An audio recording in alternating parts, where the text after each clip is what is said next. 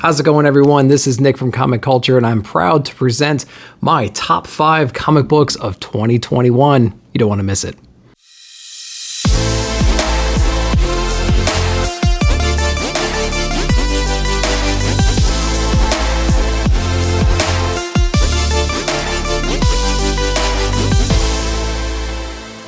Kicking off this top 5, we're going to go over to Boom Studios. We're checking out Berserker, #1 from Keanu Reeves and Matt Kindt. This story starts off with a bang as it introduces us to our Wolverine-like hero running into gunfire and straight demolishing his enemies. We quickly learn the secrets of our main character as we explore his history and origins during debriefing sessions with his therapist. Slowly, we uncover the secrets of his conception and upbringing, and how his father used him as a weapon to annihilate all those who stood against the family tribe. In each issue, we explore another section of our main character's history and state of mind. What makes this story work for me is the way that they blended the violence and tragic life of this character all together. He's the perfect soldier, unstoppable, regenerative, and he has countless lifetimes of experience in all forms of war and combat. But he's also emotionally unstable and desperate to find a way to live a normal life and end his bloody reign. The art by Ron Garney and Bill Crabtree is raw and absolutely barbaric. It takes every advantage it can to remind you of how gruesome and unfazed our main character has become. They also do a fantastic job of matching the tone of the calmer parts of the story by using some grittiness we all know and love in combination with creative perspective shots, coloring, and shading. Overall, Berserker has been a consistent and solid series for me, release after release, and I cannot wait to see what comes next. Coming in at number 4, we have Donny Cates and Ryan Stegman on The King in Black.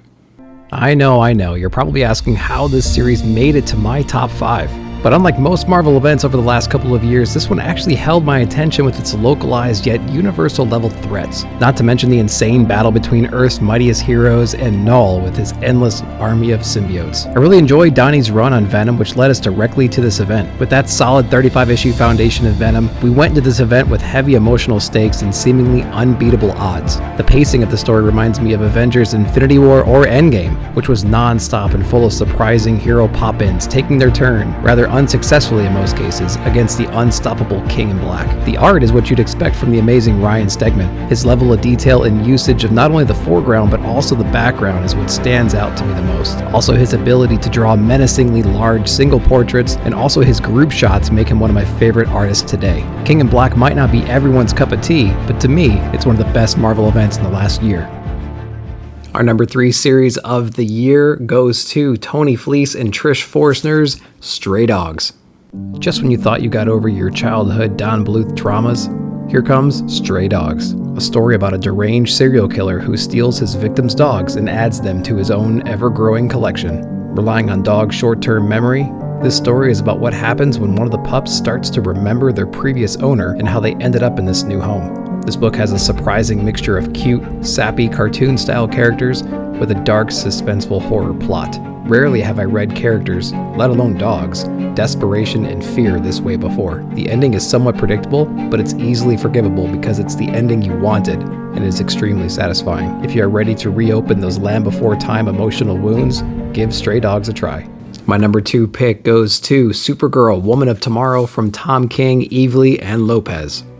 The storytelling is unconventional both in perspective and lack of traditional conflict. The story is a retrospective tale from a secondary character named Ruthie, whose father was murdered by a tyrant named Krem of the Yellow Hills. Ruthie sets out on her revenge mission, looking for any help she can find, and runs into Kara, vacationing on the planet on her 21st birthday. This planet, being near a red sun, disimbues Kara of her powers and allows her to, well, do what every 21-year-old wants to do on their birthday.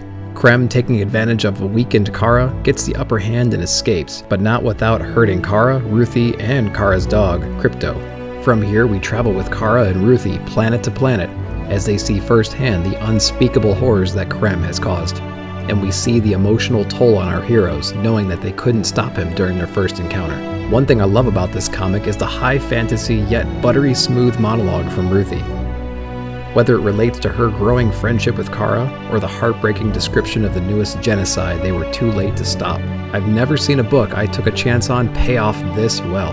We still have a couple of issues to go in the series, but at this point, I'm already satisfied. Check out Supergirl, Woman of Tomorrow. And my number one series of 2021 goes to The Many Deaths of Laila Starr from Ram V and Felipe Andrade.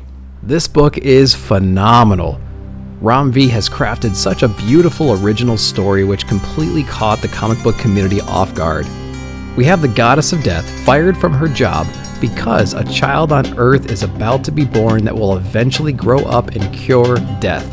She travels to Earth seeking revenge on this child and takes over the body of a recent suicide, Laila Starr.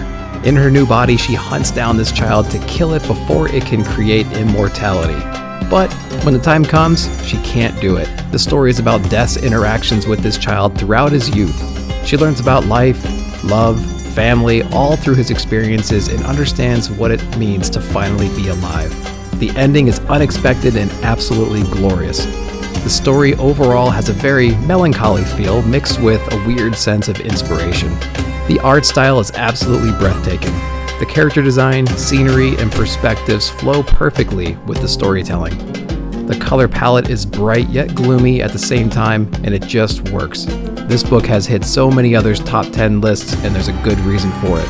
If you haven't checked out The Many Deaths of Laila Starr, do yourself a favor and pick it up now.